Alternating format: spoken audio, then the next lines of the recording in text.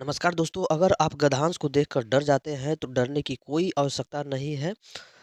अगर आपको गधांश को पढ़ने के बाद भी उत्तर का पता नहीं चलता है, तो आज इस वीडियो में मैं ऐसा तरीका बताऊंगा कि गधांश कैसे पढ़ा जाता है, उसके सही विधि क्या है, प्रश्नों के उत्तर निकालने का ट्रिक क्या है और परीक्षा में पूरे नंबर कैसे लाया जा सकता है गधांश से।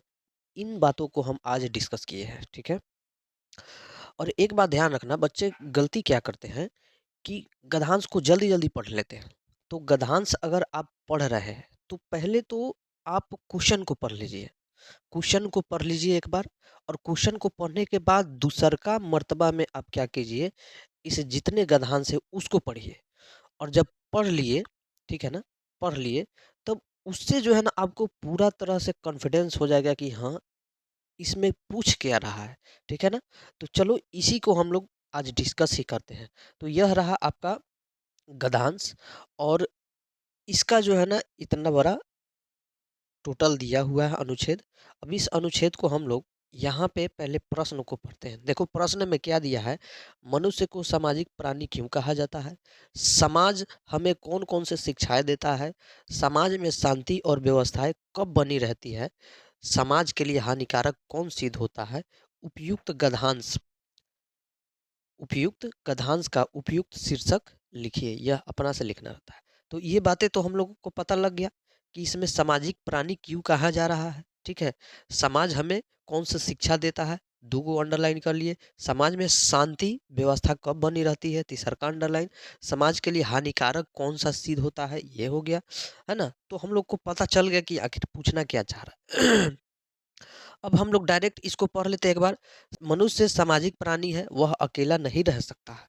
समाज में रहकर ही वह अपने जीवन को सुरक्षित, सुखी और सफल बना सकता है। समाज हमें सहयोग, प्रेम और अनुशासन की शिक्षा देता है। जब व्यक्ति समाज के नियमों का पालन करता है, तभी समाज में शांति और व्यवस्था बनी रहती है। जो व्यक्ति केवल अपने स्वार्थ के बारे में सोचता है, वह समाज के लिए हानिकारक सिद्ध होता है। देखो ध्यान से, जो व्यक्ति अपने स्वार्थ के लिए सोचता है, वह समाज के लिए क्या होता है, हानिकारक होता है। पता चल गया। अतः प्रत्येक व्यक्ति का कर्तव्य है कि वह समाज के हित में कार्य करे और समाज के मूल्य को अपनाए। क्लियर। तो यहाँ पे ये हमने पढ़ा, तो हमको सीधे सीधे दो क्वेश्चन तक मिल गया, एक स्वार्थ का, एक सामाजिक प्राणी क्यों है, क्योंकि वो अकेला नहीं रह सकता है, इसलिए वह सामाजिक प्राणी है। चलो अब क्वेश्चन पे आते हैं हम लोग। क्वेश्चन देखो। मनुष्य सामाजिक प्राणी क्यों है? क्यों? तो मनुष्य सामाजिक प्राणी इसलिए है, चाहे इसलिए कहा जाता है, क्योंकि वह समाज में रहकर ही सुरक्षित, सुखी और सफल जीवन जी सकता है। उसके बाद अगला क्वेश्चन है कि समाज हमें कौन-कौन सी शिक्षाएँ देती है? तो देखो, समाज हमें सहयोग, प्रेम, अनुशासन की शिक्षा देती है। क्लियर? अगला क्वेश्चन है, समाज में शांति और व्यवस्था कब बनी रहती है? तो देखो, समाज में शांति और व्यवस्था तब बनी रहती है जब व्यक्ति समाज के नियमों का पालन करता है। क्लियर? चलो फटाफट आ रहा है समझ में। अगला, समाज के लिए हानिकारक कौन सिद्ध होता है? तो देखो, समाज के लिए हानिकारक वही ना सिद्ध होता है जो अपने स्वार्थ के बारे में सिर्फ सोचता है, वह समाज के लिए क्या है, हानिकारक है। ठीक है। आगे अगला क्वेश्चन है कि उपयुक्त गद्यांश है ना, का उपयुक्त शीर्षक, शीर्षक मतलब होता है टाइटल, शीर्षक मतलब टाइटल क्या है, यही बताना है हमको।